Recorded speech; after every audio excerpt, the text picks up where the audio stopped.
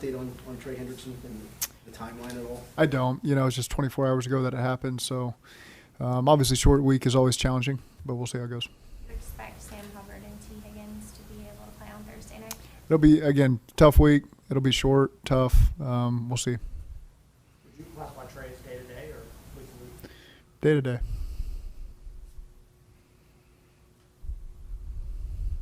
Jamar made it through. Any lingering issues there? It doesn't seem to be. It seems like things are moving positively with him. I think as the game went, he started to feel better and better. So that was obviously you could see that with this big play he made. So that was good to see. Miles was talking to us, Zach, about putting your message to the team was don't let yesterday carry on into this week. How do you go about doing that? Well, there's a lot of work ahead of us. You got to cram a lot of game plan into really about 2.5 days, and so the team's got to understand that. And you walked off the field yesterday. It was a Wednesday afternoon. Post practice is really the point of the week you're at, and so you got to get your bodies right. After a physical long game like we had yesterday, and Baltimore had the same thing. I mean, really similar styles of games that were just played.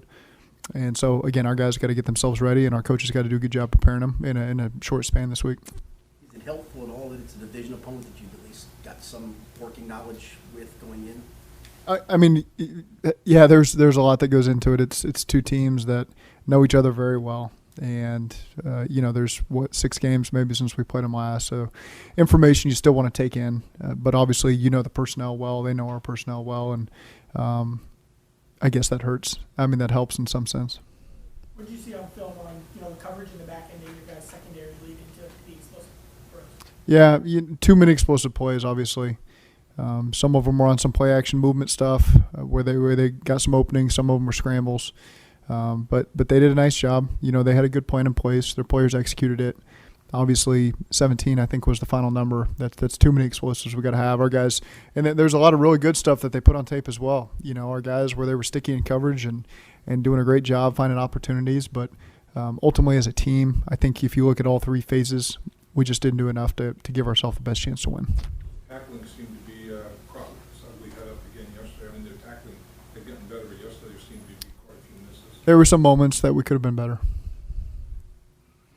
Zach, you guys have obviously been so good on first drives of games, and then for some reason have hit some lulls of 3 and outs, 3 and outs, 3 and outs. Is there a common theme you can point to for that? Is it something you look back on and wonder why is this taking place after that opening drive is just so clinical almost? Yeah, yesterday was the case, certainly. I didn't think there'd been that many 3 and outs the weeks before. We'd done a good job at least moving the ball before we punted, if that was the case. But yesterday we just didn't get in good rhythm. I didn't put us in a good rhythm. And so, again, after that first drive in the first half, we didn't do enough to put points on the board and take the pressure off our defense. And then they went down and scored before the half, kicked a field goal coming out of the half. So they got those 2 possessions there and just should have been able to put us in position to do a better job in the first half. Are there things you can do to try to establish a rhythm as an offense, or what Get do the you first down. That's the biggest thing is just that first play. We had a lot of 2-yard gains, it felt like, on 1st and 10, 2nd and 8, 3rd and 7. And just not putting ourselves in an advantageous situation where we're ahead of the sticks. That's when you can put yourself in a 3rd and 2, 3rd and 3, or get a fresh first down. After a second down play, that's obviously the way we want to play ball. That's when we're at our best. Just didn't do a good enough job of that yesterday. When there's from a play calling standpoint, when there's a part of the offense that's maybe not operating how you want it, and I'm specifically talking about the run game this season and yesterday, where's the balance for you between trying to force the issue on that and trying to make that work so the defense respects it and play action is effective versus, forget about it, we're just going to throw the ball 40, 45 times if we have to? We just want to score points. Whatever the best way to do that, so we're going to do it. How big, like you mentioned, was the 3rd and longs, and what did you see on the early downs that kind of led to a lot of those situations early? Which side of the ball? Start of On offense. A lot of 3rd and longs. for us. What happened on early downs that kind of kept you guys from playing on schedule? Well, too many second longs, first of all. That's kind of what got us there. And, again, just you can look at it as first down efficiency, the first 2 plays, the drive efficiency. Some combination of that is what put us in tough 3rd down situations where it's not where you want to live. We've done a better job of that the last couple of weeks of, putting ourselves in 3rd and 5 and less when we were on 3rd down. Obviously, the percentages go way up when you're there, but again, yesterday just wasn't good enough across the board of giving ourselves the best chance to get those first downs, put points up. When you have a game that kind of had the ebbs and flows that it did yesterday, and then you have a game like you do on Thursday, what's kind of toughest challenge as a coaching staff to make sure that you can kind of move on in the appropriate time and get ready given the truncated week? I don't worry about the transitioning of the players and the coaches. After any loss, it's always tough, and the team we're playing is going through the same thing. So we got to do a great job picking ourselves up, moving on, because you don't have a lot of time to think about the last game. And again, this is a team that's always done a good job of that, refocusing and knowing what's important, knowing how big a divisional game is on the road, prime time, all that stuff. So these guys will be excited for the opportunity. And again, we're still early in the process of getting through Monday, but I've got no fear that our guys will be ready to go once Thursday rolls around. You lose a guy like Sam Hubbard, and then if Trey weren't available, how difficult is it for your guys to set the edge and make sure you stress to the backups? You got to set the edge against a guy like Lamar. Yeah, that's why we've invested in the position. We've put draft picks in there with Cam and Miles and Joseph, and so again, that's this is the NFL. The injury situation is never going to be perfect for any of the teams you're playing against or for ourselves, and that's why your roster's got to be deep and you got to be able to count on these guys. And so again, we count on all the guys at that position. If their number's called more than normal, that's the position we'll find ourselves in, and we expect those guys to step up. What do you think the best, or what has been some of the best steps forward Miles has made this year? I think just the experience overall of seeing the different tackles he's going to play against and tight ends and the different looks. And so I think every snap that he's gotten, he's fouled that away and done a good job continuing to grow. It's obviously a really good room, led by Coach Hobby and those other ends in the room to learn from. So they do a great job sharing the information and helping those young guys continue to develop. When you look at Baltimore's defense, what makes it maybe unique this year and maybe previous versions of Baltimore's defense that you've seen? I think Baltimore's defense has always been pretty good. All 11 guys that start are really sound, good players. They're really smart. They communicate really well, good tacklers, very sound with their coverages and how they match. And they've always done a good job, and as a team, you look at them as a team, they do a good job moving the ball on offense and scoring points, and special teams dictating the field position. And so you factor all that in, and that's the style of game you typically play when you're playing against them.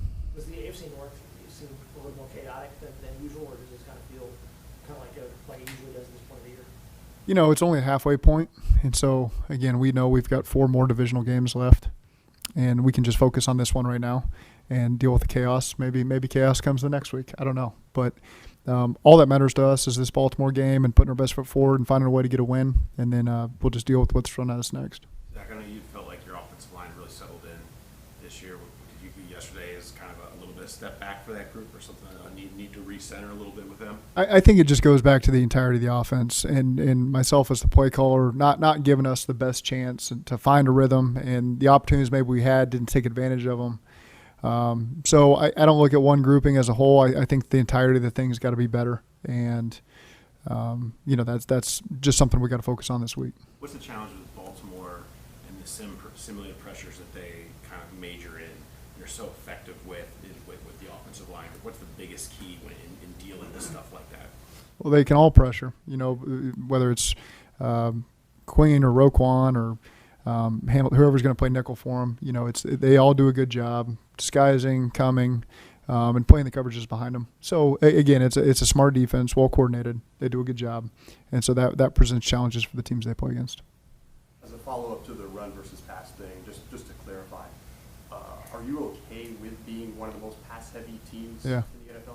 Yeah, it's worked well for us the last couple of years. So there's nothing out there that says you have to live a certain kind of way. We want to continue to be explosive and score points, and we just try to do it the best way we know how. You've talked a lot about the atmosphere here for the night games, and you guys have had a lot of success in night games here. You haven't won one on the road yet. Is there an inherent challenge in playing those games on the road at night, or maybe being in the hotel all day? Or I don't know about the hotel all day, but the atmosphere obviously is always a step up, and so the communications at a premium when you're on the road there. We played this team at night on the road last year. What was it, Sunday night football? So you can picture the environment. I think that's a plus. Great game. I think the leads changed hands there. In the last minute of the game. So we know what we're walking into. Our guys will be prepared for that and are excited for the opportunity.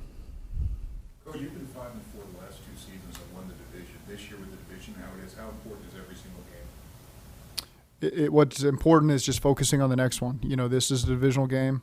It's on the road. It's against a good opponent. We know just to take it one game at a time. I think that's what our experience tells us to do, and that's the only way that we know how to do it. Is there anything you remember from that primetime environment prior in Baltimore that you can take away from that? Anything that sticks out to you about that? Well, we remember the game, obviously. The environment was good. You know, it's a fun environment. I think anytime you get to play in a standalone game against a good opponent on the road, those are the reasons you sign up to do this job and play in this league and coach in this league. It's you're excited to be put in an opportunity. I think it speaks well of the franchise that I know every team gets a Thursday night game, but again, to put a divisional game that you know is going to be a good game up there, our guys get excited for that, and so obviously we want to put our best foot forward and come away with a win. Do you want your guys to embrace the stakes of a game like this? I'm understanding now, getting into the second half of the season, what you guys are, what they are. Do you want your team to embrace the stakes, or do you want them to look at this like another? We know how important these divisional games are. I think at the end of the day, that's what you walk away from. Is everyone that comes up now, we've already played 2, is critically important because it puts you a leg up on the team you're playing against or a big leg behind. And so I don't think that's anything to run away from, to shy away from. Those are the facts. You know, when you can beat a divisional team, you give yourself a great opportunity, you knock them one step back. So is there a little bit more in the divisional games? Sure, because of that reason. Okay, thank you. Dave Lapham here, and every day I am grateful for my experience to have played professional football. As a player, I realize self-motivation, leadership, and appreciating your teammates are key. At First Star Logistics, you can use those same attributes to create the life you want for you and your family. Build your future by working hard like I did. You'll see results both on and off the field. Call First Star Logistics today and be part of our winning team. Opportunity knocking.